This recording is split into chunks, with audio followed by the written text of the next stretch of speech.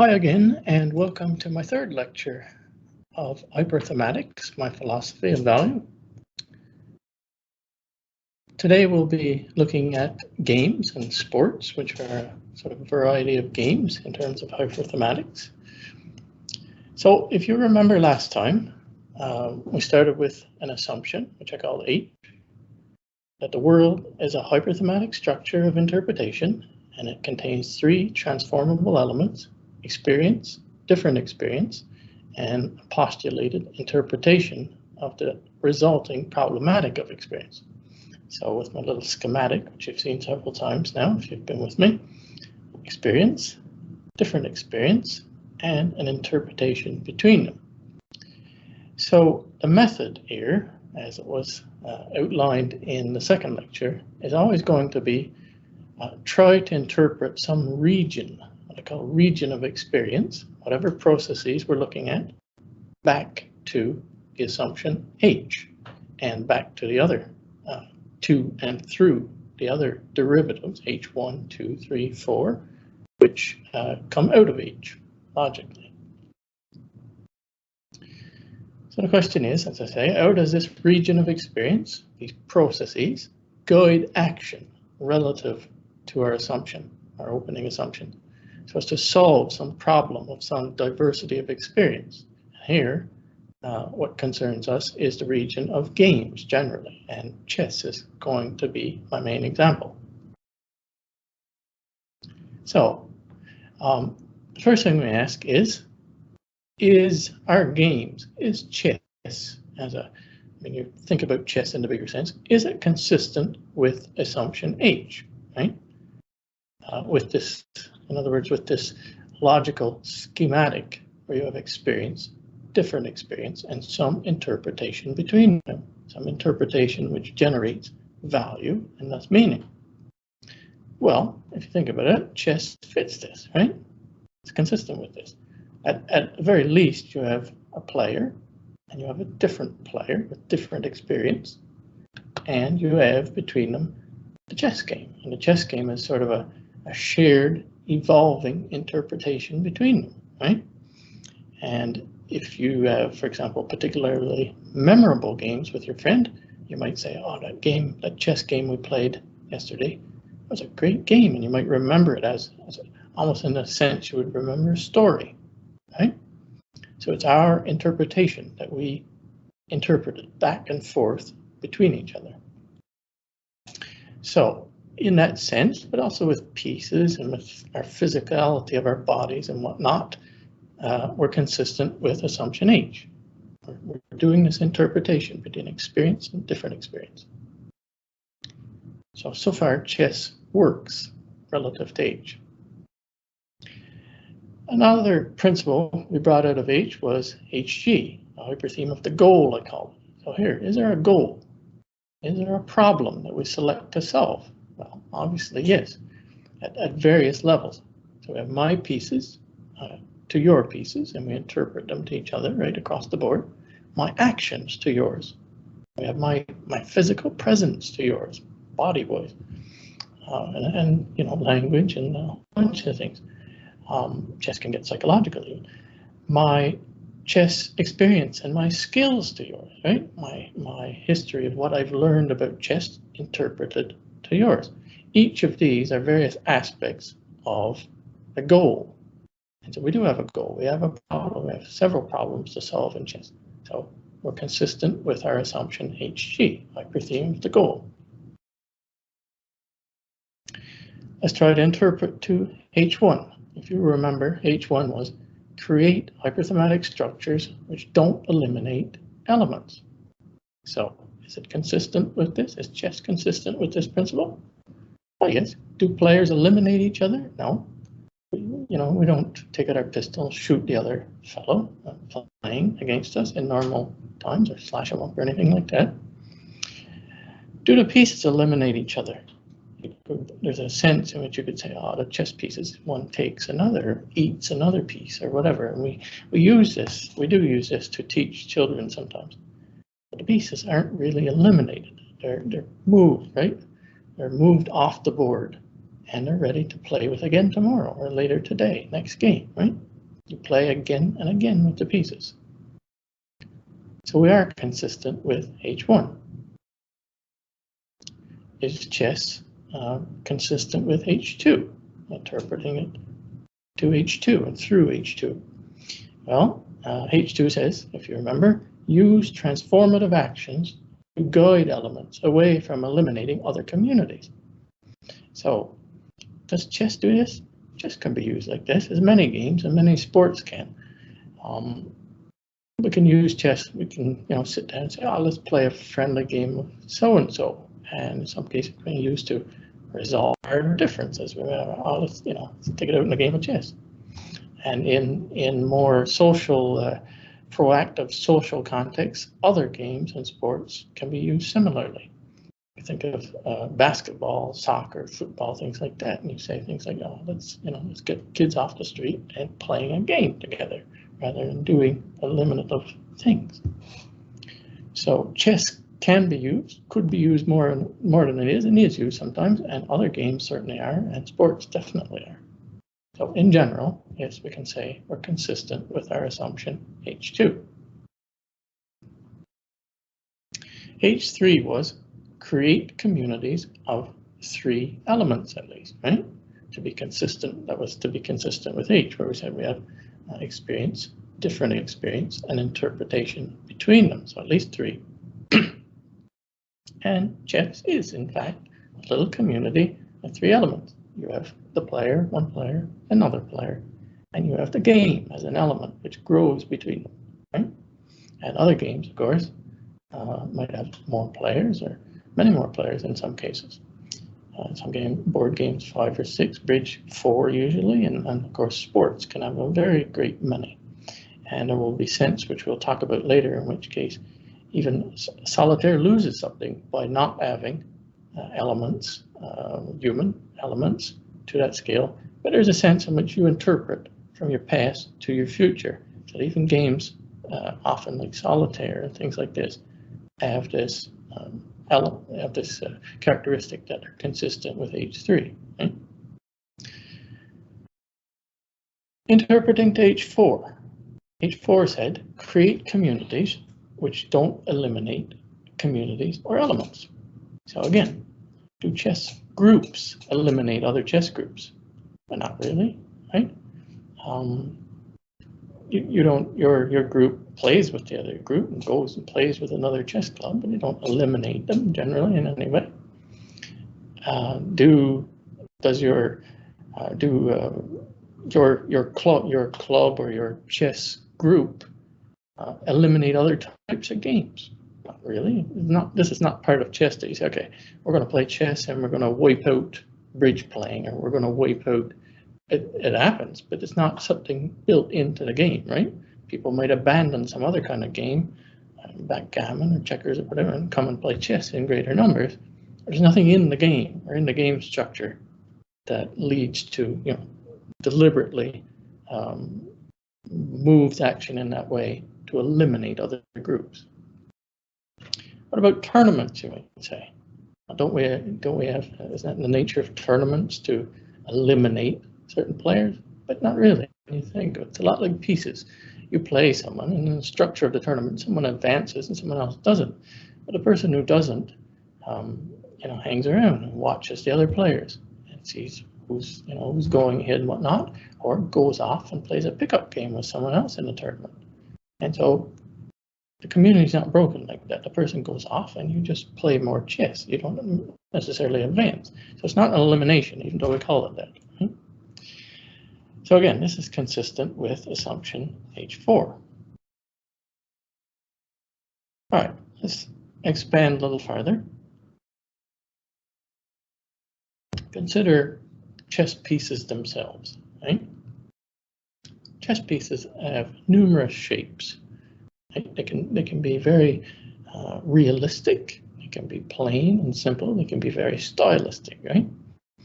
Many shapes, many sizes. You get small boards, and you get big 5, 6 inch, 7, 8 centimeter pieces. You can have big pieces. You can even have life-size pieces, so-called. I've even seen games where supposedly the people are playing as pieces, right?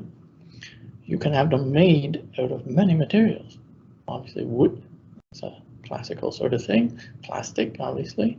Metal, ivory, bone, stone of various kinds. There's a very great many varieties of materials.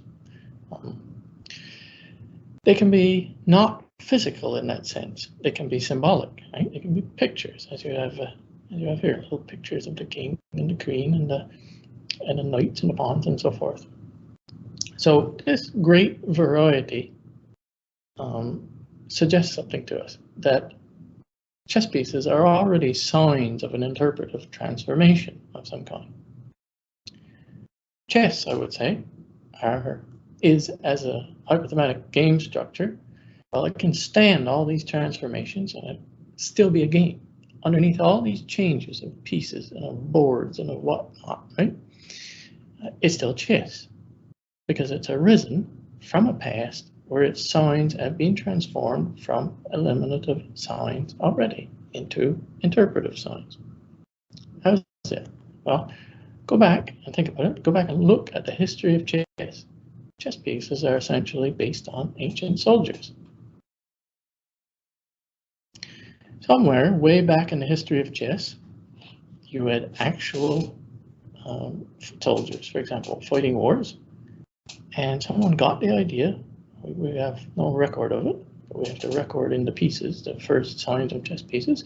Said, okay, I'm going to make this into a game. I'm going to take some of the actions of these foot soldiers, some characteristic types of action, and I'm going to transform them into the other sign, which were the first chess pieces. Right? So the foot soldier gets transformed into a pawn. In the modern version, a very stylized pawn, but probably in the most ancient versions, it was a more realistic soldier type. So you get so-called real elements transformed into signs.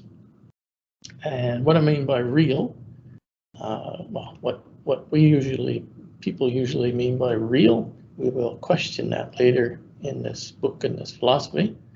But for now, let's say that real elements are transformed into signs. So, in this case here, the actual cavalryman, right, with the horse and the spear and the bodily, and all this is transformed into the knight in chess.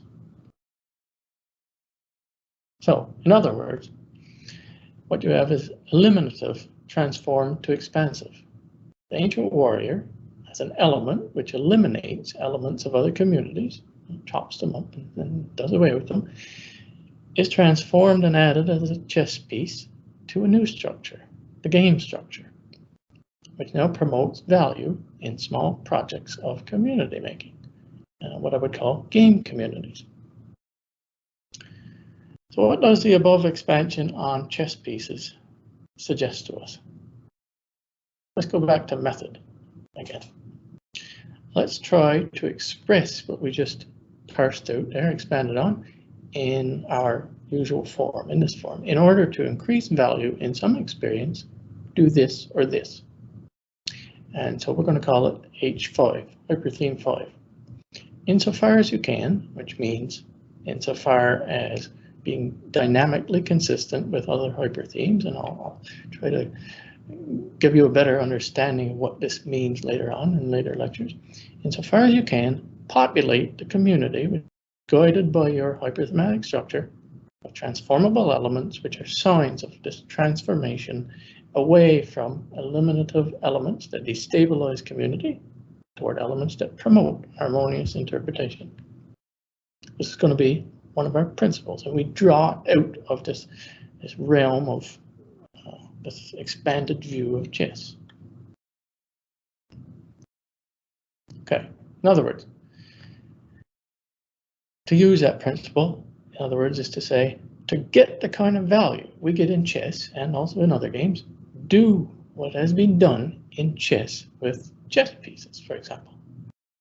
Gather the elements for your community of interpretation, which are previous transformations from eliminative to interpretive, the pieces, the signs which have made that journey, and use them in your own community, in your own structure. And this is part of what games and sports do. This is part of, in other words, the structure, what logically makes games and sports is what I'm suggesting. So here you have, for example, some ladies playing lacrosse, right? And the rackets, I'm not sure if they're called rackets or bats, rackets, I guess. What the rackets that they're using, I think, are recorded in North American indigenous history as having made that transformation, more or less.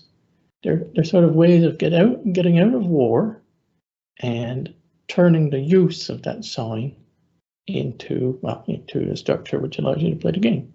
And so I don't think we can prove it. There are probably studies on this, but I suspect many of the stick and ball sports, for example, hockey and baseball, you have the spear and the club and whatnot, and they're transformed out of their use in warfare to some use in play, in games and sports.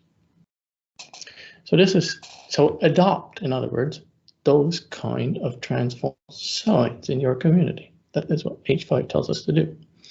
And we'll go on later to apply it to commercial corporations to see if we can apply it within the practices that commercial corporations do and to increase value.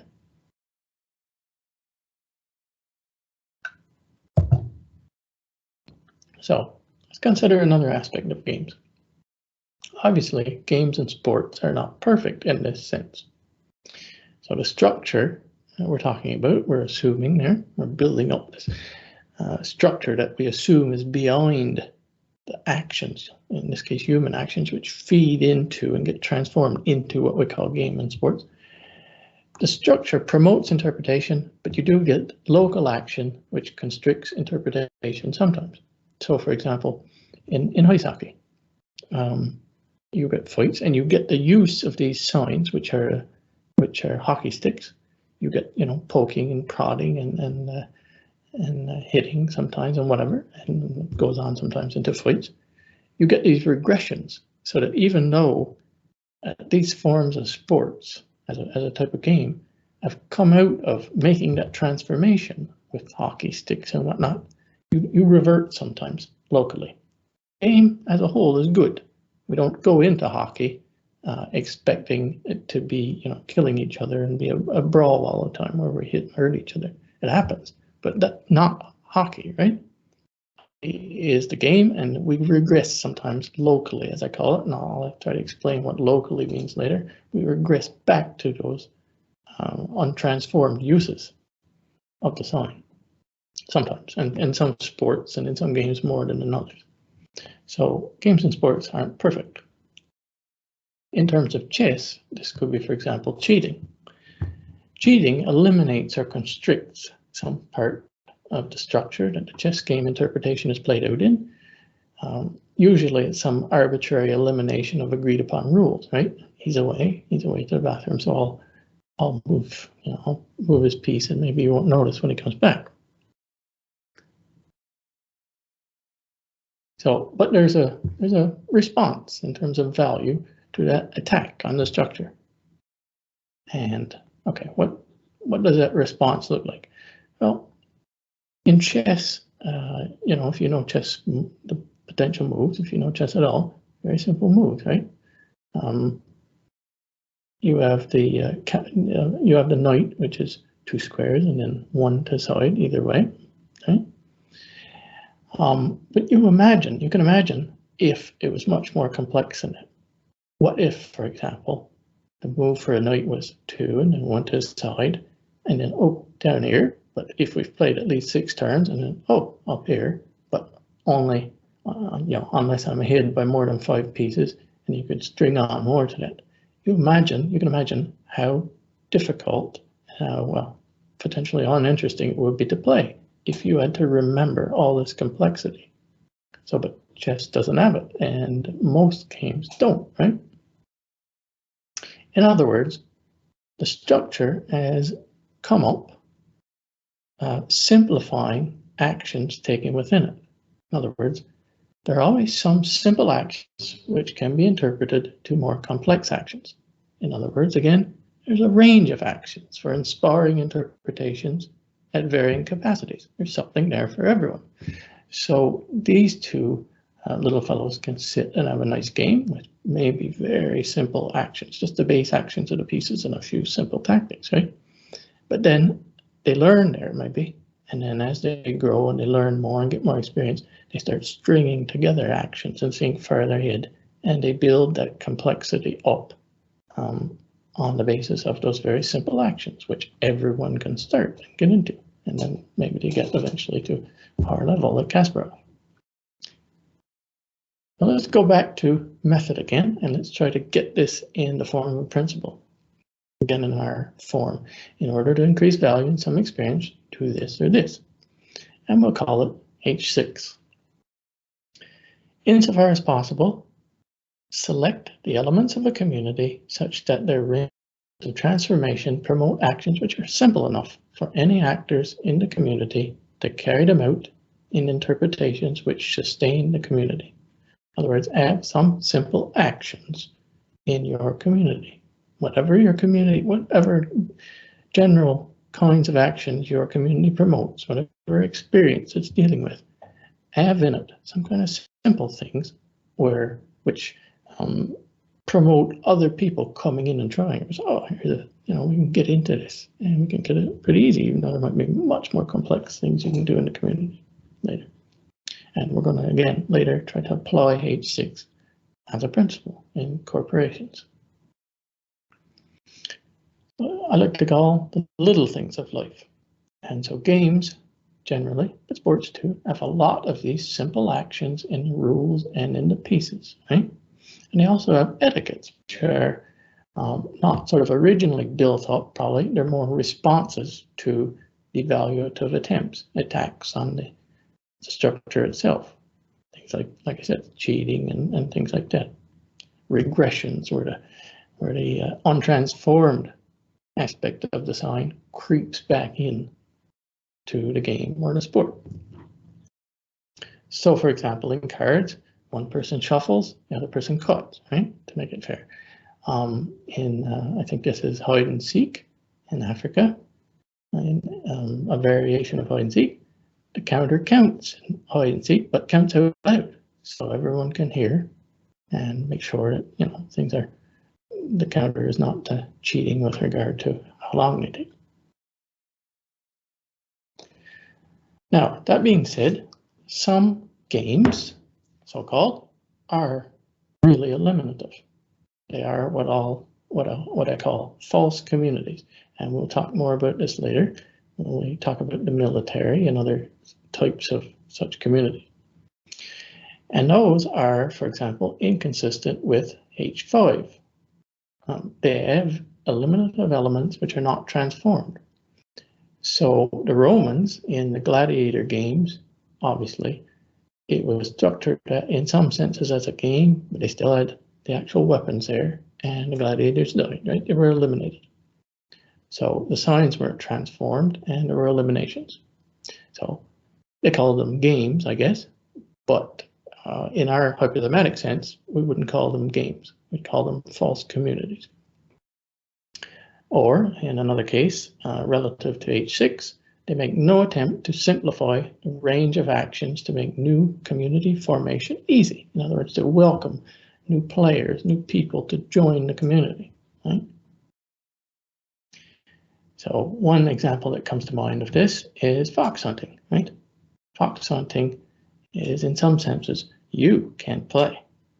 It's in many ways an exclusion of elements from the game community. So you need a horse, but you can't afford a horse, you can't take care of a horse, right? You need hounds, I mean, you don't have them. You need wealth to have horses and hounds. You need connections, otherwise you're not in our group and you can't play, right?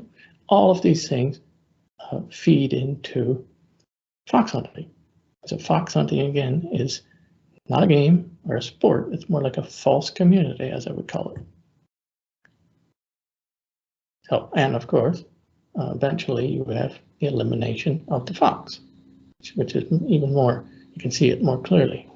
And there are no doubt other games of this kind. So that's it for games, and I hope you got something interesting out of this. And next time we'll talk about narrative, which essentially stories, fairy tales and any sort of narrative, really. Thanks for watching, and bye for now.